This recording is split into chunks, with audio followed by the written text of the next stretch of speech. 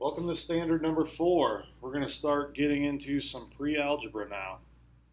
The first 3 tests we had one problem that had letters in it, variables, that was kind of like algebra.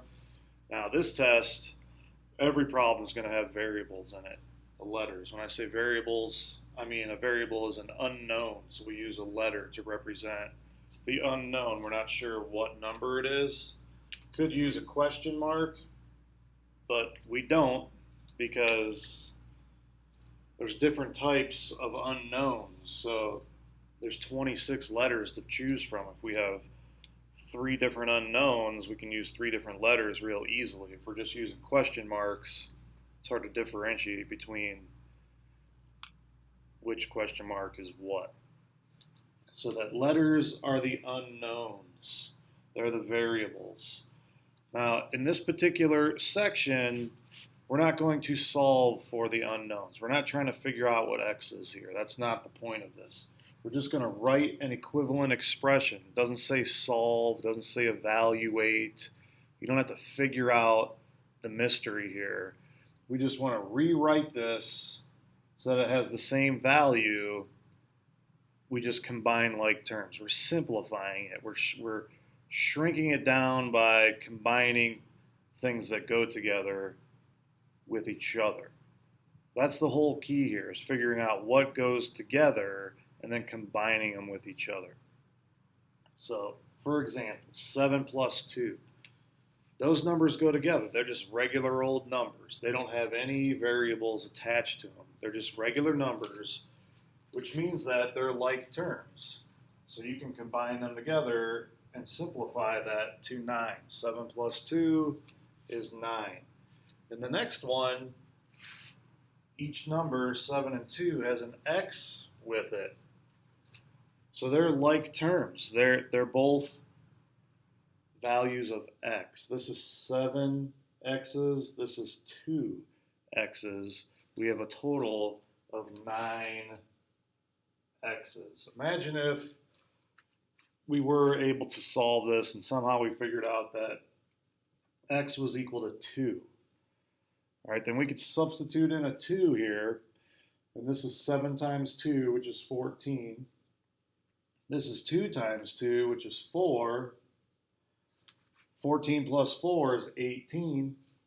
And if we put a 2 in here, 9 times 2 is 18. So these are equivalent expressions. The left-hand side is equal to the right-hand side.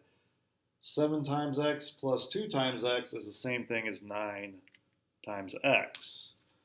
All right, now we get into the next one here where these are not like terms. 7x plus 2, this is 7 times some number. This is just the number 2. You cannot combine those together. They're not like terms. So you do not want to say that this is equal to 9x. That is incorrect, because if we go to the example I just showed here, let's just say x is 2. Like we did last time. 7 times 2 is 14. 14 plus 2 is 16. So this whole left-hand side equals 16, but 9 times 2 equals 18. Those are not equivalent. They're not equal. 9x does not work. 9x is not the same thing as 7x plus 2. So what does this simplify to? How can we reduce this down into a smaller amount of terms? The answer is we cannot. There's nothing we can do to 7x plus 2, so we just leave it as 7x plus 2. So that's kind of nice. If the terms aren't like, if they don't combine together, we just leave them alone. We don't have to do anything. There's no big mystery here on what the answer is. That is the answer. That's combined as far as you can go. And I've got one more here that's going to appear like magic. Ta-da. 7x plus 2y. Some people think, well, those are both letters. Letters, numbers, they're all kind of like letters are the same, numbers are the same, so maybe we can combine these together. That's 7 in a letter and 2 in a letter. Well, you can't. Not only does it have to be, they each have to have a letter, they have to have the same letter to be like terms. So these are not like terms. So just like this one above, this is 7x plus 2y. It does not combine together. It does not reduce any further. All right, going back to the x equals 2 example. And I'm just making these up here. I could say x is any number I want to. This is just represents some number, not anything specific. I'm just picking 2 because it's small and positive. So let's say x is equal to 2. Y is going to be equal to anything besides 2. If y was going to be the same thing as x, then that would just be an x. This is saying whatever number we put in here is different than the number we put in here. So we can't use 2. So let's use 3. Another small positive number. So this would be 7 times 2 is 14. This would be 2 times 3 is 6. And our answer is 20. Now, a common mistake I see on this type of problem are students trying to combine these together and saying this is 9xy. All right, this would mean 9 times x times y. Well, let's check and see if we get 20 if we substitute in a 2 and a 3. 9 times 2 is 18. 18 times 3 is 54. So it doesn't work. 54 is not the same as 20. So 7x plus 2y does not mean 7xy. It doesn't mean anything except 7x plus 2y. They do not combine together. All right, that's your introduction to combining like terms. They have to be exactly the same, either just a number or a number with the same letter attached to it, or just the same letter. Like it doesn't have to have a number in front of it. It could be 7x plus x, that's equal to 8x. All right, if there's no number in front of the variable, then it's a 1. This is just a single 1x. So 1x is the same thing as 1x. The 1 is kind of redundant because there's just a single letter x there, so we don't write the 1. But if you don't see a number in front of a letter, you don't see a coefficient, that's what the number in front of the letter is called, then it's a 1. So this would be 8x. All right, the other thing you're going to have to do is distribute, which you guys have distributed in elementary school for a while. So something like this, 4x plus 2y. The 3 gets multiplied by everything inside the parentheses. So this is 3 times 4x plus 3 times 2y. Now the reason I use parentheses and I didn't write it as 3 times 4x, because now we're getting into algebra. We don't want to use the x as a multiplication symbol because it gets too confusing. Is that a multiplication symbol or is that the letter? So we don't use the x. We pretty much use parentheses. Once in a while you'll see a dot. It might be 3 times 4x, but again, that can get confused as a decimal. So parentheses are the best. If you have something right next to a parenthesis, it means multiply. So I'm just saying when you distribute, you do 3 times every term that's inside there. So 3 times 4x plus 3 times 2y, and you end up with 12x plus 6y. And that's it. You can't combine those. That's not 18 something. It's just 12x plus 6y. They're not the same. They're not like terms, so they do not get combined together. Now, what if we have a negative number? Say we have negative 4 times 2x plus 3. Well, then we're multiplying a negative 4 by each of those. Negative 4 times 2x plus negative 4 times 3. A negative times a positive is a negative. This is where it can get a little confusing. Plus a negative, I really hate doing that. I don't like having a plus and a negative next to each other. I would normally just turn that into a minus sign. But regardless, I'll leave it like that because that's the way I wrote it. So this is plus, what's a negative and a positive? It makes a negative. So plus a negative 12. Oops, I forgot my x there. Plus a negative 12, you're adding debt, so you're subtracting from your account. So this is negative 8x minus 12 would be your final answer there. Those are not like terms, so they don't combine together.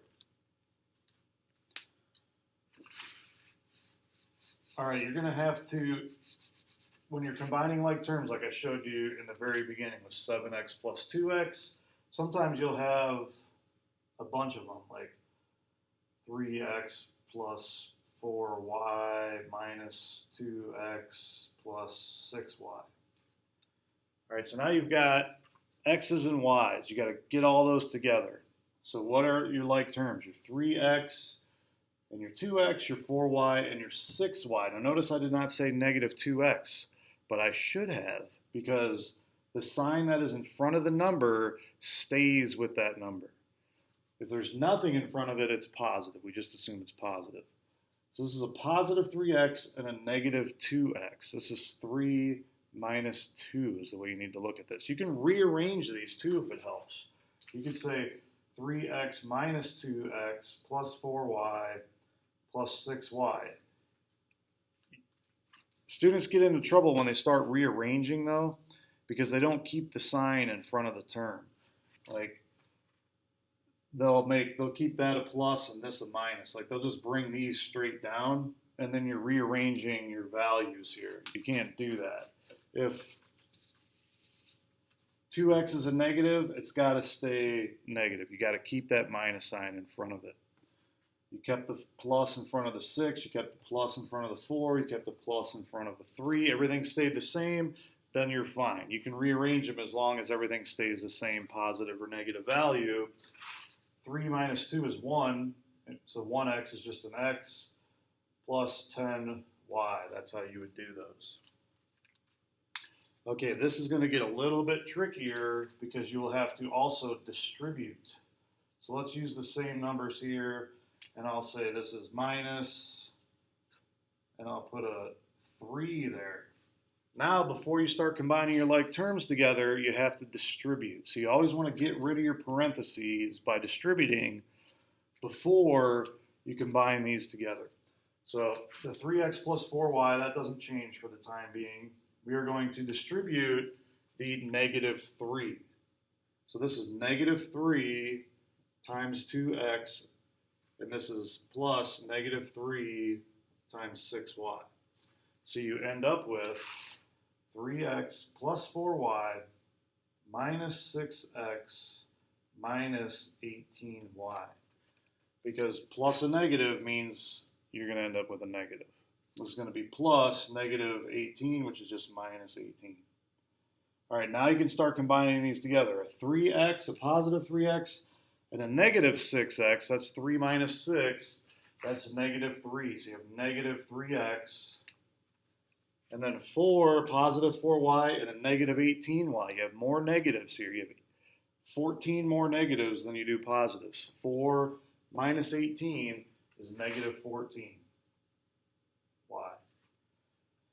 So that's it. You're down to a single x term and a single y term. You're done. You've combined all your like terms together. All right, you can also see this problem written like this. For some reason, sometimes they'll put the first few terms inside of a parenthesis. Whenever you see a parenthesis, there's something out here to distribute through it. In this case, you might say, no, there's not. There's nothing there. You're right. But if there's nothing there, it's a 1. So just like a single x is 1x, if there's nothing in front of a term, it's a 1. So we don't really write it. So when you distribute 1 through here, 1 times anything is itself. So that parenthesis really is serving no purpose. I don't know why that this happens all the time, but it does. So you just have to get used to seeing a parenthesis with nothing in front of it means that the parenthesis is doing nothing because you're just distributing a 1 through there. So this is just 3x plus 4. There, we got rid of that parenthesis real easy. Now this one, same thing goes. There's nothing in front of it, so it's a 1. But in this case, it's a negative 1. And a negative 1 multiplied by something does change its value. Unlike a positive 1 multiplied by something does not change the value, a negative 1 multiplied by something does change the value. It switches the sign. So this becomes a negative 1 times 2x plus a negative 1 times 6y. So you get 3x plus 4y minus 2x minus 6y. See that? We started off with a positive 2 and a positive 6, and this negative here, we distributed the negative 1 through, and it turned them both negative. You gotta pay attention to that, because I'm going to show you a common mistake after I finish this up. Positive 3 and a negative 2x is a single positive x. A positive 4y and a negative 6y is a negative 2y. So that's the answer. Now here's a common mistake. People say, oh, there's nothing in front of the parentheses, we can get rid of the parenthesis. They look here and they say there's nothing in front of the parenthesis, we can get rid of the parenthesis, and they say this is minus 2x plus 6y, and then you end up with 10 y's at the end when you should have negative 2. So you can't just get rid of the parenthesis if there's a negative sign in front of it, whether it's a negative 1, whether it's a negative 2, whatever that number may be. Remember, if there's no number there, it's a 1. If it's a negative, you have to distribute. It's going to change the sign of everything inside the parentheses, not just the first term. So that's the common mistake. People just want to change the sign of the first term and not the second one. It changes everything inside the parentheses because that's what distribution does. You multiply whatever is outside the parentheses times everything inside the parentheses, not just the first one. So that's a little bit of throwing you into the deep end there. Combining like terms seems easy, so you start getting parentheses in there and you have to start distributing and you get positives and negatives, and now it's back to that first test where you're adding and subtracting positive and negative numbers. So it's easy to make mistakes on these, even though the numbers are small. There's not a lot of math going on. Be careful on your distributing and be careful on your positives and negatives. Take your time, and you guys will do fine on this.